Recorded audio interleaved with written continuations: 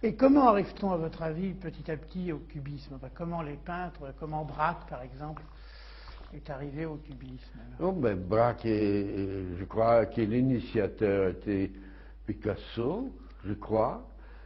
Si on regarde la démarche et le développement, Braque était un grand peintre, il n'y a pas à dire, mais ils ont travaillé ensemble. Il faut aussi comprendre que le cubisme est un art collectif. N'est-ce pas? Il y a certains qui sont venus avant, certains qui sont venus après, chacun a apporté quelque chose et éclairé la situation, si vous voulez. Par exemple, je me souviens très bien, un jour, Gris m'avait dit: oh, j'ai vu une grappe des raisins par Picasso, c'était de la clarté, c'était merveilleux. Eh bien, le lendemain, on voyait cette grappe dans une de ses toiles, et qui était dans un compotier.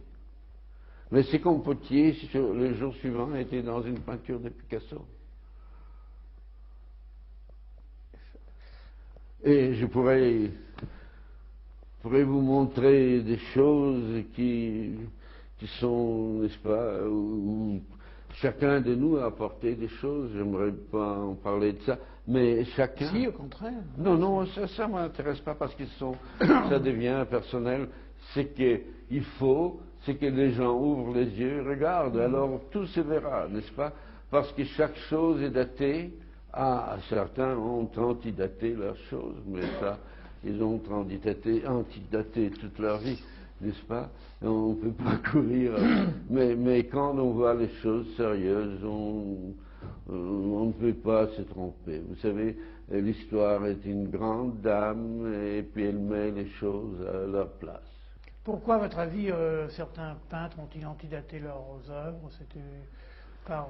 Je ne voudrais pas parler de ça, oui. mais je sais, vous savez, vanité. Par orgueil, par vanité. Vanité, oui, vanité. Et puis cette idée qu'un artiste est comme un athlète, il faut qu'il fasse ça plus vite, dans un temps plus court. Ce sont des enfantillages. Mais enfin, chez les cubistes, en tout cas, je veux dire, c'était patent, donc on s'inspirait les uns les autres. Je veux dire, Oui, ça, il n'y avait pas d'orgueil. C'est absolument certain.